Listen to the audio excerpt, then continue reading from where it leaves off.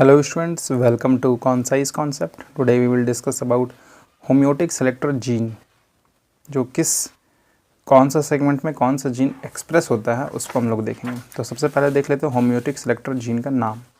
सबसे पहले है लेबियल प्रोबोसिपेडिया डिफॉर्म्ड सेक्सकॉम रेड्यूस्ड एंटीनापेडिया अल्ट्राबाइथोरेक्स अब्डोमिनल ए जीन अब्डोमिनल बी जीन। अब देख सकते हैं लेबियल प्रोबोसिपेडिया डिफॉर्म्ड सेक्सकॉम रेड्यूस्ड और एंटीनापेडिया का ग्रुप है, एंटीनापेडिया कॉम्प्लेक्स बोलते हैं इसको। और अल्ट्राबाइथोरेक्स अब्डोमिनल ए अब्डोमिनल बी जो है वो बाइथोरक्स कॉम्प्लेक्स के अंदर आता है। अब ये जितना भी जीन है ये सब अरेंज होता है अलग अलग सेगमेंट में, तो वो सेगमेंट देख लेते हैं। पहले सबसे पहला आता है हेड रीजन, फिर थोरैक्स रीजन और फिर अब्डोमिनल रीजन। हेड रीजन में 3 सेगमेंट होता है, 1 2 3, और थोरैक्स में भी 3 होता है, 1 2 एंड 3। अब्डोमिनल में टोटल आई थिंक 8 सेगमेंट होता है। आप देख सकते हैं 1 2 3 4 5 6 7 8। सो हेड रीजन में अब सीरियली वाइज ये जो हम लिखे हैं ये सीरियली वाइज अरेंज्ड होगा जीन। तो आप देख सकते हैं लेबियल प्रोबोसिपेडिया डिफॉर्म्ड सेक्सकॉम रेड्यूस्ड एंटीनापेडिया अल्ट्राबाइथोरेक्स, फिर अल्ट्राबाइथोरेक्स के बाद अब्डोमिनल ए जीन और ये हो गया अब्डोमिनल बी जीन। सो अब हम आते हैं कि अगर कोई जीन म्यूटेट हो चुका है तो उसको किस तरीक़ा से इफ़ेक्ट होगा उसमें। सो प्रोबोसिपेडिया जीन अगर म्यूटेट हो जाता है तो लेग का फॉर्मेशन, प्रोबोसिपेडिया अगर म्यूटेट हो जाता है तो लेग का फॉर्मेशन होना स्टार्ट हो जाता है। यहाँ पे हेड रीजन में लेग का फॉर्मेशन होना स्टार्ट हो जाता है। और थोरैक्स रीजन में सेक्सकॉम रेड्यूस्ड, यहाँ पे लेग बनेगा इस सेगमेंट में। इस सेगमेंट में जनरली लेग तो बनेगा ही, तीनों में लेग बनता है। लेग इसमें भी बनेगा, इसमें भी बनेगा, इसमें भी बनेगा। बट इसमें क्या बनेगा, इसमें विंग्स बनता है नॉर्मल कंडीशन में। इसमें क्या बनेगा, हॉल्टियर कंडीशन, हॉल्टियर बनेगा थर्ड, दैट इज़ T3 में। ये है T1, ये है T2 और ये है T3।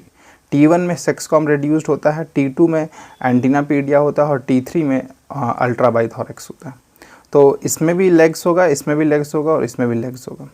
क्या अलग होगा, तो T2 में विंग्स होता है नॉर्मल कंडीशन में, इसमें हॉल्टियर होता है। बट अगर एंटीनापेडिया म्यूटेट हो जाता है, ठीक है, एंटीनापेडिया क्या होता है, म्यूटेट हो जाता है, तो यहाँ पे एंटीना का फॉर्मेशन होना स्टार्ट हो जाता है, जो कि T2 सेगमेंट में एंटीना का फॉर्मेशन होना स्टार्ट हो जाता है। क्यों? क्योंकि नॉर्मल कंडीशन में एंटीनापेडिया होम्योबॉक्स जीन को रोक के रखता है, इनहिबिट करके रखता है। और इसका काम क्या है, इसका काम है एंटीना बनाना। ये एंटीना बनाएगा कौन, होम्योबॉक्स को। बट नॉर्मल कंडीशन में एंटीनापेडिया इसको इनहिबिट करके रखता है। बट फॉर एग्जांपल एंटीनापेडिया म्यूटेट हो चुका है तो इस सेगमेंट में एंटीना बन जाएगा। और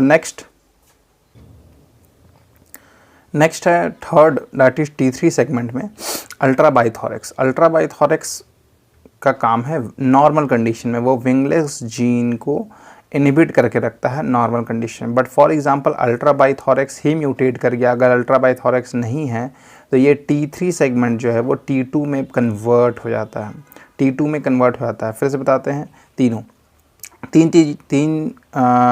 पर्टिकुलर टॉपिक याद रखना है यहाँ पे जो कि क्वेश्चन आता है। प्रोबोसिपेडिया अगर नहीं होगा, म्यूटेट हो जाएगा तो लेग का फॉर्मेशन हो जाएगा। एंटीनापेडिया अगर नहीं होगा तो एंटीना का फॉर्मेशन हो जाता है, एंटीना म्यूटेट हो जाता है तब। क्यों? क्योंकि इसका नॉर्मल काम है कि होम्योबॉक्स को इनहिबिट करके रखना, और इसका काम है, होम्योबॉक्स का काम है एंटीना बनाना। बट क्योंकि इसको इनहिबिट करने वाला कोई नहीं है जब ये म्यूटेट हो जाता है तो इसलिए यहाँ पे एंटीना बन जाता है T2 सेगमेंट में। और T3 में क्या होता है, अल्ट्राबाइथोरेक्स का नॉर्मल कंडीशन में काम है विंगलेस को इनहिबिट करके रखना, क्योंकि इसका काम है विंग्स बनाना। तो अगर फॉर एग्जांपल अल्ट्राबाइथोरेक्स म्यूटेट हो जाता है तो यहाँ पे विंग का फॉर्मेशन हो जाता है T3 में। और अगर T3 में विंग का फॉर्मेशन हो जाता है, जो कि इस सेगमेंट में विंग का फॉर्मेशन नहीं होना चाहिए, T2 में होना चाहिए, तो इसलिए अगर ये इनहिबिट हो जाता है तो T3 will be converted into T2। तो ये जो सेगमेंट है ये भी T2 हो जाएगा और ये भी, मतलब थोरैक्स 2 और ये थोरैक्स सेकंड हो जाएगा दोनों। क्यों? क्योंकि यहाँ पे अल्ट्राबाइथोरेक्स इनहिबिट हो चुका है। तो इससे रिलेटेड क्वेश्चन आता है। I hope you have got understood. Next video में हम क्या डिस्कस करेंगे, डॉर्सल वेंट्रल पोलैरिटी के बारे में डिस्कस करेंगे।